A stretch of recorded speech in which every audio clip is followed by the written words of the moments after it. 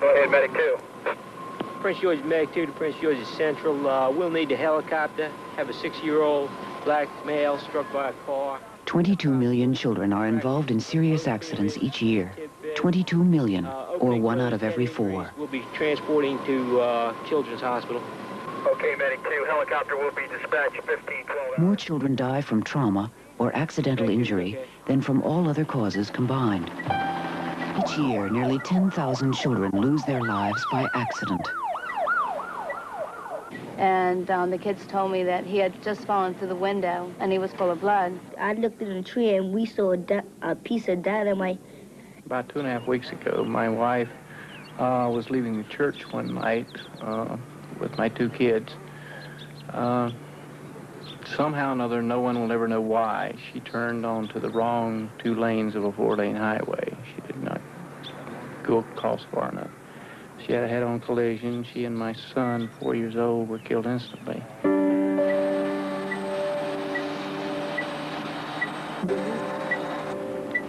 I got ran over by a car. I'm still on fire. Oh, you were still on fire when you came inside? He turned the lighter on and then poured the gasoline on it to see if it would explode? We'll look at what can be done to stop the leading killer of our children. Then a car came like this and went boom. It is a war. It's a children's war, and it's going on out there every day here in our civilian surroundings. Nearly 5,000 children are killed in automobiles. Over 1,500 children drown. 1,400 children die of burns. More than 1,200 victims of trauma are under the age of 1. If we had an infectious disease like polio or in the old days diphtheria that was killing individuals, particularly children, of the proportions that are now being recorded for accidental deaths in childhood, there would be a national hue and an outcry, and we would say something must be done, and there would be something in the paper about it every day. The number 1 killer of children these days is accidents. There's no question about that. We say at times that it has assumed epidemic proportions, and what that means is that the numbers of children who die in accidents exceeds our normal expectation. That's happening now. The number 1 killer of children in this country for years was infectious disease, as it was all over the world. But we've made such remarkable strides that little by little the infectious diseases have faded almost to the point of obscurity in some instances, and now accidents have climbed to be number 1. Brian, 6 years old, was struck by a car. He was flown by helicopter to Children's Hospital in Washington, D.C., where a specialized pediatric trauma service was ready and waiting. The trauma service is based on the coordinated response of a team of pediatric specialists. Surgeon Bob Connors is the leader of the pediatric trauma team. I've been in places where they've had. It also very much, I think, cuts down on the amount of chaos that happens during resuscitation. I consider myself in charge of the patient's care and in charge of the team. And they are extensions of me in a way. They have roles to play, roles that are assigned, things to do that need to be done. His pupils are 4 millimeters equal and reactive. Good capillary refill.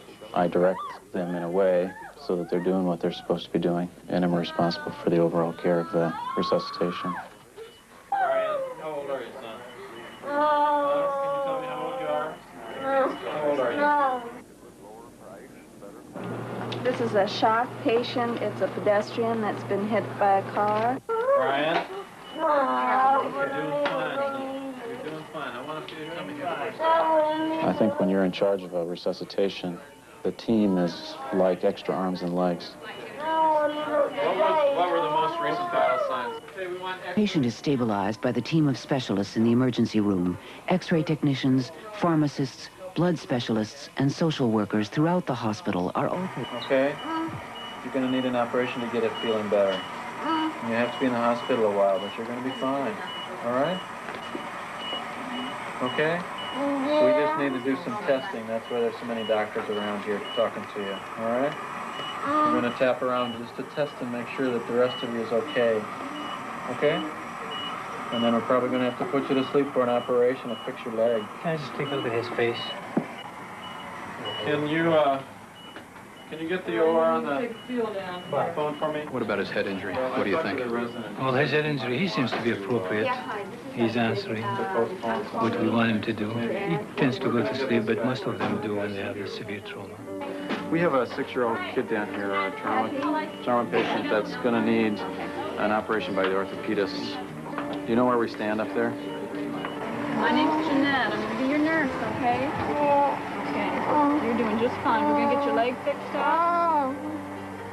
You know what this thing is? Dr. Martin Eichelberger is director of the trauma service. As a young resident dealing with the acute trauma to the family and to the child, it became obvious that everything was chaotic and the children could receive much better care if everybody were willing to contribute their resources and their time to benefit these kids in the long run. Because once the mistakes are made in the early phase, the mortality and the morbidity of you know, almost a generation ago was that they were not small adults. And then when pediatric surgery came along, it made it extraordinarily clear that you cannot treat a child as though he were a small adult. Everything about him is different.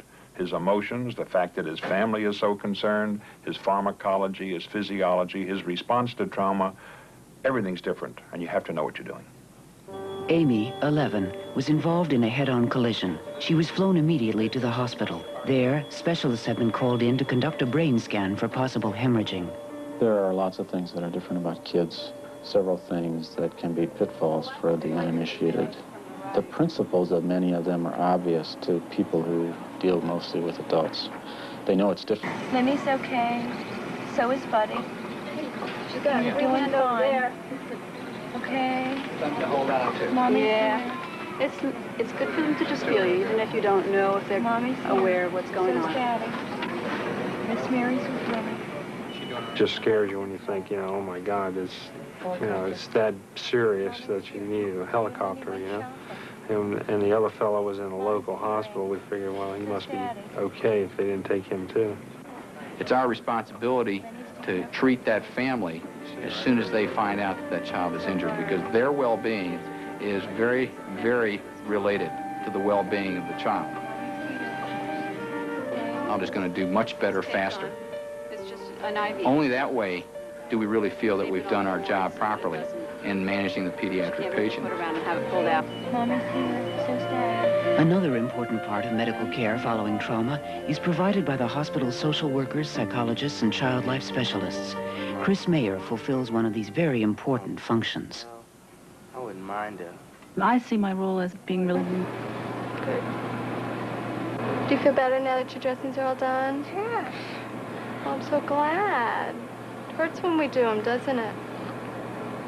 Do you understand why we have to change your dressings? No. We do it because we want your burns to get all better. Just like when you get a cut, we have to wash the cut so it won't get infected, won't get sick. So that's why we do it to your arms. Do you want to play now? We play when burn time's all over with, don't we? What's wrong with that? What are you going to do when you go home? Hmm? Weed the garden. Weed the garden? Who's going to help you do that? Papa. Papa's going to help you do that? Is that right? How are you doing today, Mr. Marcus? Just fine. Doing all right? Yeah. You about ready to take her home? I sure am. It'd be great to get her home. Get everything all set up for it home? Bring the resources to bear instantaneously to the patient's bedside so that they can benefit immediately from the care system that you have available. It's not good enough to have a resource at one end of the hospital that's not available within 10 or 15 minutes. And because those 15 or 20 minutes lag time in the care of a pediatric patient can really mean the difference between life and death. And people now have gotten very excited about participating on the trauma team because they see the quality of care is increased. Our emphasis has been on service. And the main thing that we want to accomplish is to give that child, the family, the best service that we can provide in an immediate basis. Hospital's boundaries, it extends into the community. The paramedics that first arrive on the scene of an accident are a vital link in the chain of health care, that can make a life or death difference to young trauma victims. I think in this country we have one of the finest methods of transporting the injured adult. Individual. You never see them down here doing the resuscitation. You might see the surgeon and you might see the critical care doctor, you might see the anesthesiologist, you may see a ton of nurses, but you don't see some of these people that really and truly make the difference. And just the radiology technician, the ability to develop films in a very efficient way, really impacts on how these children are cared for. Time is a critical factor. And if these children are not immediately cared for, the probability of death goes up. If the child has to have a secondary transport, meaning if they go from the field to another hospital where 3 or 4 doctors stabilize the patient and then transfer them to a referral center, there are a lot of chances for that child to die because of management problems. Consequently, This year, nearly 10,000 children will lose their lives by accident. 10,000 senseless deaths. Better prevention and improved trauma care could save 9,000 of those children. Make sure you know where your child should be taken and how he or she will get there in the event of a serious accident. Ask your doctor or a local hospital. It's time we joined our children in their war. With our help, they can war. Yeah, Mommy's here. She's sitting right up front. Richard, Mommy's here. A child suffering from multiple injuries presents a unique challenge to the hospital trauma team. You'll be okay.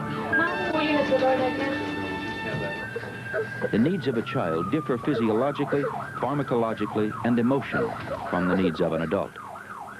Our program presents a model of hospital team roles for the treatment of pediatric trauma. Mommy! Mommy! Come in here. Mommy! The hospital pediatric trauma team is divided into 2 groups. An inner core team, which is directly responsible for the child's emergency resuscitation and stabilization, and an outer core team, which provides administrative, logistical, and lab support outside the resuscitation bay. I'll explain the role of each trauma team member, beginning with the inner core team. The inner core team includes 9 people, each with a predetermined set of tasks. The team is positioned around the child. As surgical coordinator, I act as team leader. An anesthesiologist and respiratory therapist are at the child's head. On the child's right is a surgical team, consisting of a surgical resident right and nurse right. On the left is a medical team, with a medical resident left and nurse left. Other regular team members include the medication nurse and the nurse in charge.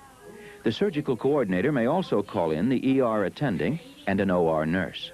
The inner core team performs life support procedures simultaneously in A, B, C, D, E priority: airway, breathing, circulation, disability, and exposure.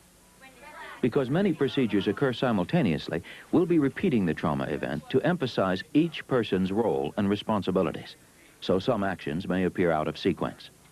As surgical coordinator, I'm responsible for the overall resuscitation effort throughout the trauma event. Child's airway and breathing. Working with the anesthesiologist keeps the child's head and neck immobile. Resident and nurse right work as a surgical team. We've got a big gush of air in this thoracentesis. Okay, let's get the tube in. Surgical resident right is a senior level resident. During life support, he gains IV access Good 18-gauge catheter. to the neonatal intensive care unit. If a child is suffering from burns, she's replaced by a burn unit nurse. Nurse right is familiar with complex ICU equipment. Left work as a medical team. The medical resident left is a pediatric intensive care specialist. And nurse left work as a medical team.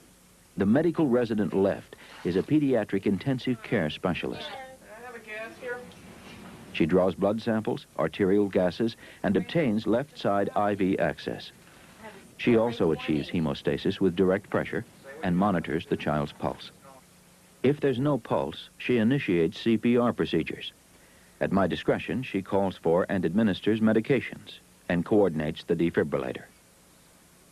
Richard, you're in the hospital. You're at Children's Hospital, and you've been hit by a car. Nurse left is an experienced emergency room nurse. Besides assisting medical resident left, one of her key tasks is to talk to the child, explaining procedures. So she must possess good with all the other inner core team members. The medication nurse is from the pediatric ICU. She is thoroughly familiar with pediatric dosages. The nurse in charge is also an experienced emergency room nurse.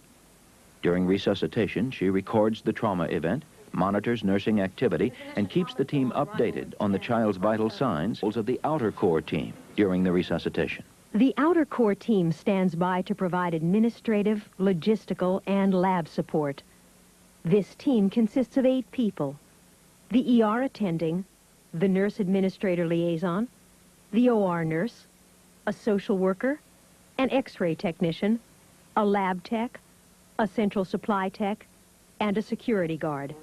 Dynamite. Right, because it's very dangerous, right? I keep walking. You won. Were you leaning against another window? If there's a lot of cars come past, I go get somebody and tell them, because it be a busy street. If it's a lazy street, I go cross over myself. Look both ways. The other kids should not play with matches or lighters or nothing that blow up. And don't talk to strangers, because they will hurt you. But don't play with fire, or never get money from strangers or candy. Don't go nowhere with strangers. Not a bad bit of rescue, huh? That doesn't sound too hard. Be careful when you're in the street. You could end up in a hospital like I am now. You be careful out there.